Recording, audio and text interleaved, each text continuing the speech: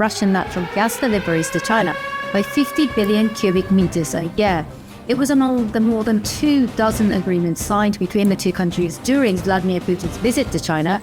Russia and China have signed a landmark gas deal that sidelines Europe and cements Moscow's pivot east. Russia and China advanced the Power of Siberia 2 gas pipeline. Something just happened in Beijing that European energy ministers spent the entire Cold War trying to prevent. Not a sanction, not a sabotage, a signature. Russia is selling gas to China at $258.80 per 1,000 cubic meters this year, more than 38% below the average price offered to the few remaining buyers in Europe, according to Bloomberg sources familiar with governmental forecasts. Moscow's own Economic Development Ministry confirmed the figure, $248 versus $402 paid by Gazprom's other clients outside the former Soviet bloc. Next year, the price for China is projected to fall to $240, about 37% below the average export price of $380. The discount is not narrowing, it is widening, and the most devastating detail. On September 2nd, 2025, Russia, China, and Mongolia signed a legally binding memorandum to build the Power of Siberia 2 pipeline, 50 billion cubic meters per year, 30 years, locked in. The pipeline European leaders publicly told voters would never be built has just been signed. The price European analysts said China would never accept has just been beaten. And the gas reserves that powered Germany's industrial empire for 50 years are now contractually committed at 1/3 the European price to factories in Beijing, Shanghai, and Shenzhen for 3 decades, forever locked. While Europe stands at the door begging for the same molecules at 3 times the cost. Share this everywhere because what just happened? Russia accepting a 38% discount while Europe pays $402 for the same molecule from the same field. Gazprom's sales to China now covering only 1/5 of its former European exports, which have plunged 12-fold since the invasion of Ukraine. Russia's gas exports to Europe collapsing from over 150 billion cubic meters, earning $20 to $30 billion annually, to barely 16 billion cubic meters through Turkstream. The IEA predicting sanctions will cost Russia upwards of $1 trillion by 2030. Russia agreeing to expand Power of Siberia won from 38 billion cubic meters to 44 billion cubic meters per year on the same trip.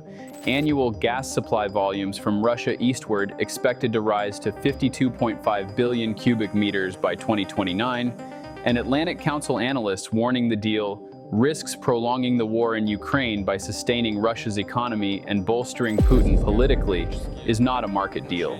It is the operational confession that Russia no longer has any buyer with leverage besides Beijing, sealed through one signature, priced at 1/3 of what Europe used to pay.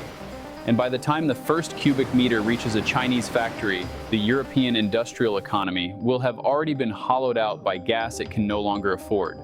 Before we reveal exactly how China extracted a discount Russia spent over a decade refusing, why the September 2nd signing was timed to maximize Putin's humiliation in front of Xi's military parade, and what the Carnegie revenue projections mean for Russia's federal budget through 2055, subscribe to this channel right now and hit that bell. Because the price is not an offer, the price is a verdict. Here is what the discount actually shows, and why this number is the most important data point in the global gas market today. Moscow's Economic Development Ministry confirmed China is paying around $248 per 1,000 cubic meters this year, 38% less than the $402 paid by Gazprom's other clients. Not analyst speculation. Moscow's own ministry, confirming Russia is selling its own gas to China at almost half what it charges anyone else. Bloomberg reported the same, $258.80 per 1,000 cubic meters this year, more than 38% lower than the European price. 2 separate sourcing pathways, same number. Last year, Russia sold gas to China at $248.7, also more than 38% below European levels. 2024, 2025, 2026. The discount is structural. Gazprom CEO Alexei Miller said prices for China are objectively lower than for Europe because the gas fields are closer to the consumer. Closer to the consumer. That is the polite explanation. The harder explanation is Russia has no other buyer of scale, and Beijing knows it. Now look at how the deal was negotiated and why the September 2nd, 2025 signing reveals exactly who held the leverage. On September 2nd, China, Russia, and Mongolia signed a legally binding memorandum to build Power of Siberia 2. On September 3rd, Putin met Xi during the China Victory Day parade in Beijing. Think about the staging. Putin signs the deal on September 2nd, stands at Xi's military parade on September 3rd. The day after Russia accepted a 38% discount on a 30-year contract, Russia's president was a guest at his customer's military demonstration. Chinese commentators argued China secured the upper hand because Russia was under mounting pressure from its faltering economy, Western sanctions, and the war. Price was the most significant hurdle in a decade-long negotiation to build the $400 billion Power of Siberia 1 deal, concluded in May 2014 following Russia's annexation of Crimea. The pattern repeats. Crimea triggered POS 1, Ukraine triggered POS 2. Each time Russia goes to war, China extracts a deeper discount, locked for 30 years. Just look at what Europe lost in the same window, and why the collapse exposes a revenue hole Russia will spend a decade trying to fill. Sales to China now cover only 1/5 of Gazprom's former European exports, which have plunged 12-fold since the invasion. In H1 2025, Gazprom shipped just 8.8 billion cubic meters to Europe, with annual exports expected to barely exceed 16 billion cubic meters, Turkstream's maximum capacity. Before invading Ukraine, Russia sold over 150 billion cubic meters to the West per year, earning $20 to $30 billion in resource rent on top of normal returns. 20 to 30 billion annually. Pure rent gone. Replaced by a Chinese contract delivering revenue of approximately $170 per 1,000 cubic meters at the border, versus the German benchmark of $220 paid throughout 2015 to 2019. The IEA predicts sanctions will cost Russia upwards of $1 trillion by 2030. $1 trillion. The Chinese discount is not closing the gap. It is anchoring the loss permanently into Moscow's budget for 30 years. And here is the detail nobody is connecting, and why China extracted simultaneous concessions on the existing pipeline that compound the discount across Russia's entire eastern portfolio. During the September meeting, China and Russia agreed to increase POS 1 flow from 38 billion cubic meters to 44 billion cubic meters per year, 6 additional billion cubic meters, same discount terms. Gazprom plans to start deliveries via a separate Far Eastern route in 2027, adding another 12 billion cubic meters a year.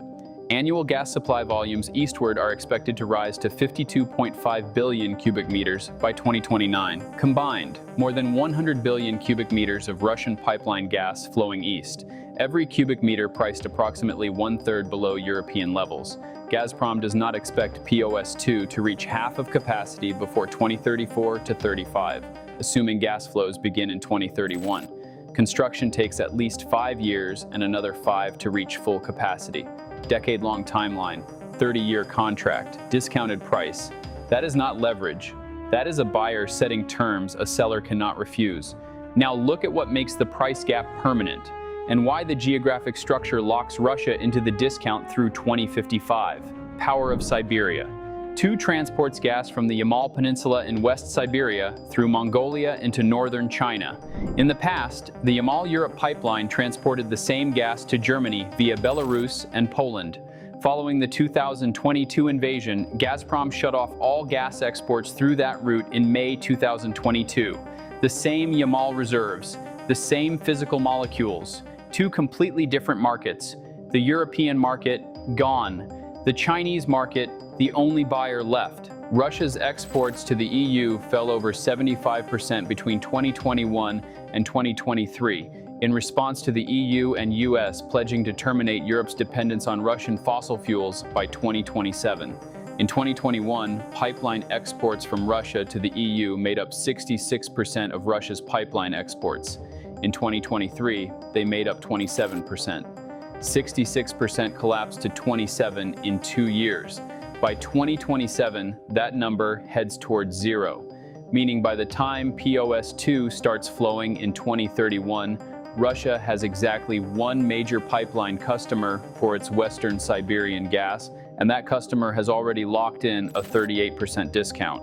And here is what makes this lockout specifically more devastating than any previous European energy crisis. The gas Europe needs to industrialize is now legally promised to a different continent. Atlantic Council analysts warned any further natural gas tie-in risks prolonging the war in Ukraine by sustaining Russia's economy and bolstering Putin politically.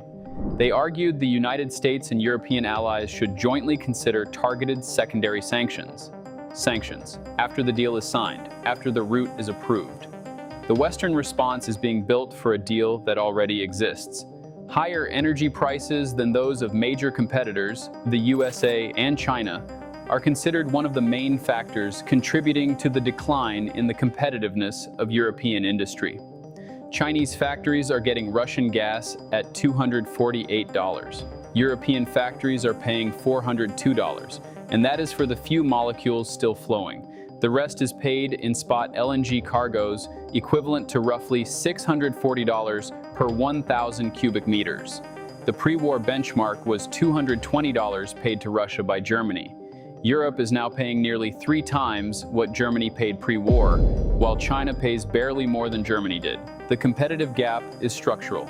Deindustrialization is not a forecast, it is a price tag. One thing is absolutely certain. Russia signed Power of Siberia 2 with China and Mongolia on September 2, 2025. The pipeline carries 50 billion cubic meters annually for 30 years through Mongolia. Bloomberg confirmed China is paying $258.80 versus $402 in Europe, a 38% discount. Moscow's own Economic Development Ministry confirmed the same gap at $248 versus $402. The 2026 price for China falls to $240 versus $380 European average, 37% below market. POS1 expanded from 38 billion cubic meters to 44 billion cubic meters in the same negotiation. Russia's gas exports to Europe collapsed from 150 billion cubic meters before the war to barely 16 billion cubic meters. IEA predicts gas sanctions will cost Russia $1 trillion by 2030. Sales to China cover only 1/5 of former European exports, despite the 38% discount. Putin did not seal a partnership with Xi. Putin signed Russia's Western gas reserves into Chinese price control for 30 years. If POS2 begins construction on schedule and deliveries flow by 2031, every cubic meter of West Siberian gas is locked into Beijing's discounted formula for 3 decades, and Moscow becomes a permanent supplier to a single dominant customer with no negotiating leverage left. If the Iran war ends and global LNG prices collapse, China gets to buy Russian gas at the discounted contract rate as backup while shopping cheap spot cargoes elsewhere, leaving Gazprom delivering underpriced molecules through pipelines it paid to build. If Europe succeeds in its 2027 phase-out and the last 16 billion cubic meters through Turk Stream falls to zero, Putin is left with exactly one customer for half his gas production, and that customer has already proven it will demand domestic Russian prices and refuse to guarantee full volume offtake. The discount is signed, the pipeline is approved, the route through Mongolia is locked. The Yamal molecules are physically pointed east. Putin called it victory at Xi's military parade. Bloomberg called it a 38% markdown. Carnegie called Russia the junior partner. And the gas that powered Europe's last 50 years of industrial dominance is now contractually committed, at 1/3 the price, to Chinese factories that will outcompete European ones until 2055. Stay tuned.